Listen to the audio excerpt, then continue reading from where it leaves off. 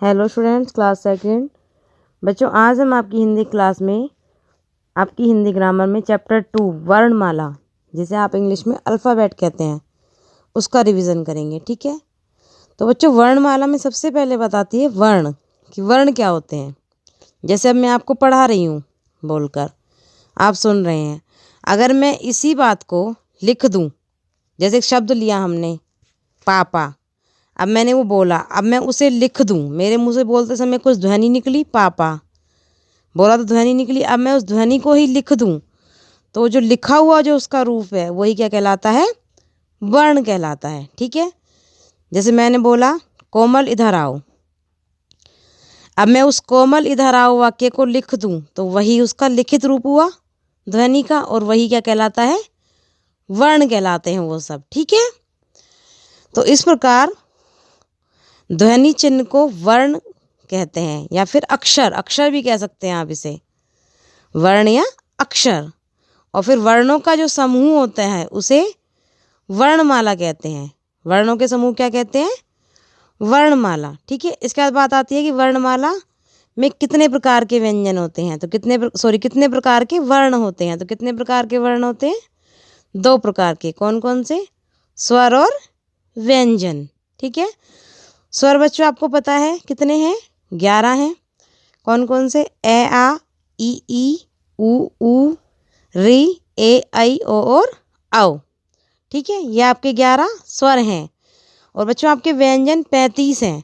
आपकी बुक में बच्चों 35 दिया हुआ है, इसलिए आपको व्यंजन 35 यानी 35 ही लिखने हैं, 33 नहीं लिखने हैं। बहुत से बच्चों ने भी, मैंने एग्जाम में क्वेश्चन दिया था तो 33 लिखा था, वो आपका गलत हो जाएगा। ओके।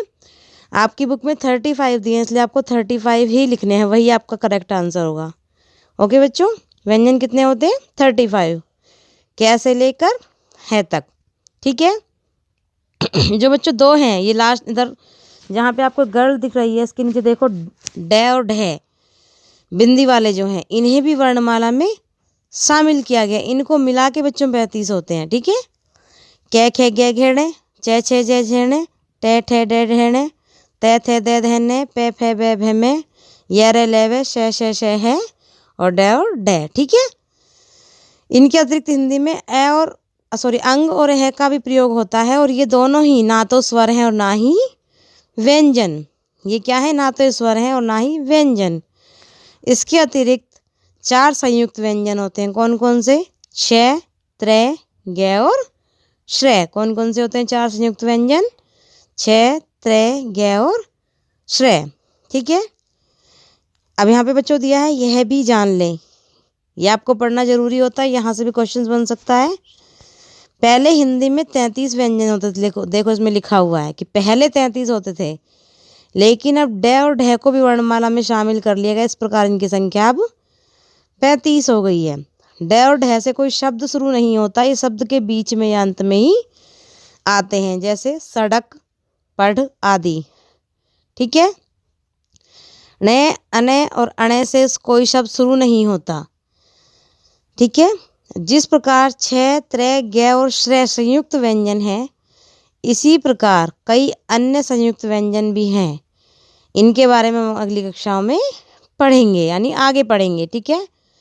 तो बच्चों ये देखते हैं, हमने जाना जो बच्चों यहाँ पे दिया हुआ था, ये आपके पूरे चैप्टर का एक सारांश। ठीक है। यानी छोटे शब्दों में दिया हुआ था कि चैप्टर में जो जो इम्पोर्टेंट होता है। ठीक है।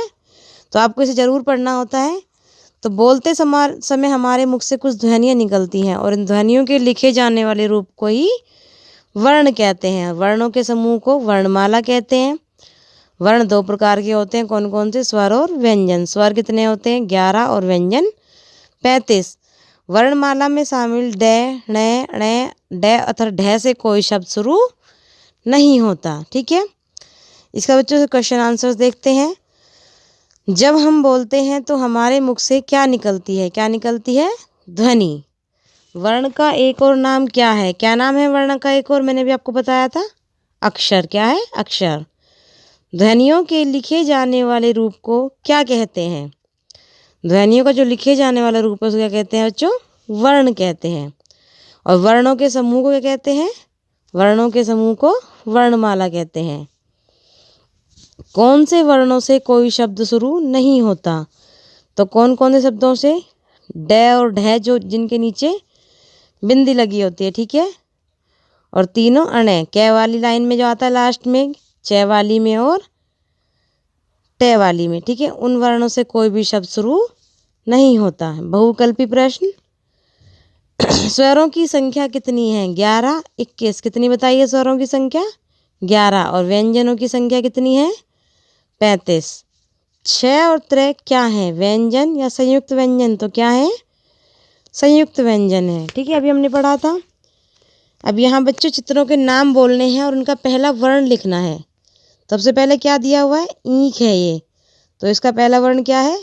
ई। फिर क्या है? उल्लू, तो उसका पहला वर्ण क्या होगा? ऊ। फिर क्या दिया है इन्होंने? कमल, तो कमल का पहला वर्ण क्या होगा? कै। फिर क्या दिया है? बतख, तो इसका पहला वर्ण क्या होगा?